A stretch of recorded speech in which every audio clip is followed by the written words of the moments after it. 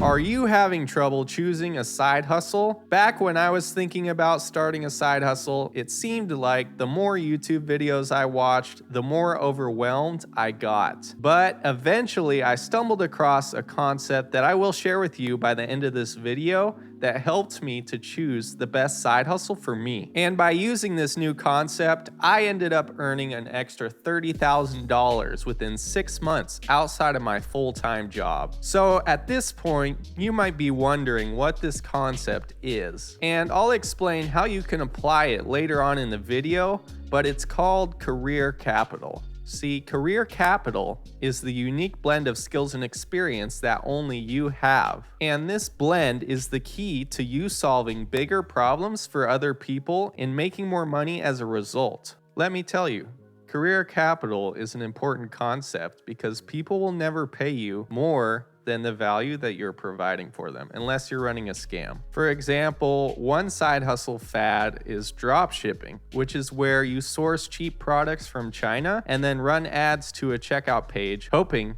that people will buy your products. And this is actually really hard to make money at because there are so many people who have dropshipping stores right now. And if you want to make any money at all from dropshipping, you need to have some way to differentiate your store that will make people want to buy your products more than anything else similar. Also, as an aside, if you see any specific side hustle ideas on YouTube, there will be thousands of other people trying the same thing, and it will be very hard to make money competing with them, unless you have some unique talents or skills that will give you an edge. But all this raises an important question. If everything that we're seeing on YouTube is too competitive, then what side hustles are left for us to try? See, this is where the concept of career capital comes into play.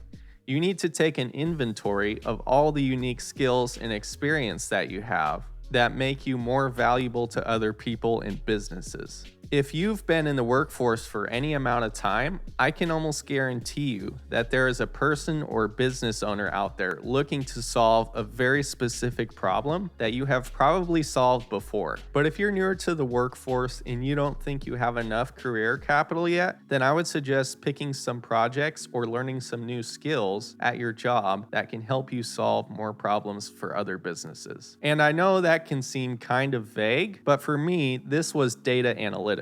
I was working at a church that needed some level of data analysis and reporting created. And I took advantage of this opportunity and used it to learn new skills and try out projects that helped me to build my career capital. So I know that picking the best side hustle for you can seem pretty confusing, but it's actually super simple. Here's how you can apply the concept of career capital to help you pick the best one for you.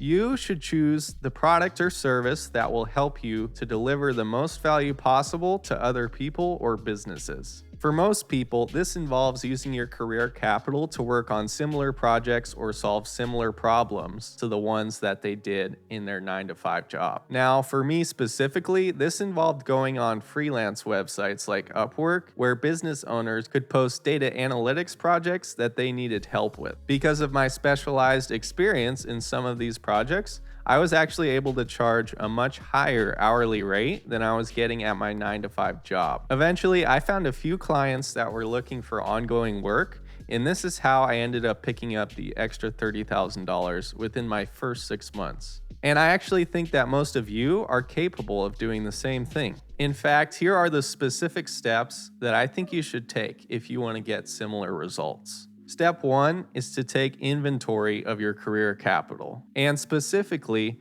what problems have you solved for other people? Whether it's at work, at home, or both. Step number 2 is to take those specific problems and then find the type of person that is looking for help solving that problem. And then step number 3 is to find the best vehicle to help that person solve that specific problem. Whether it's by applying to Upwork gigs like I did, or maybe it's doing some coaching or creating a course. Usually you won't know the best vehicle right off the bat, so you'll probably have to do some experimenting.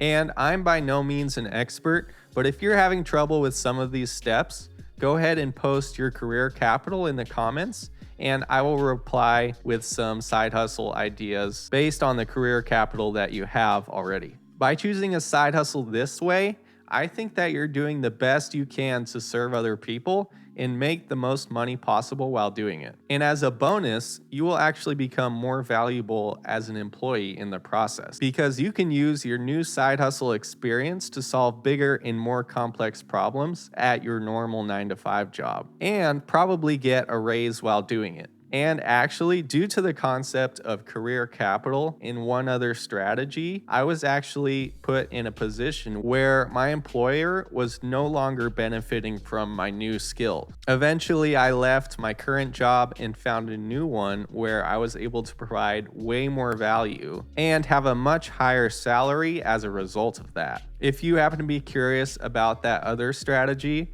I'll link it at the end of this video.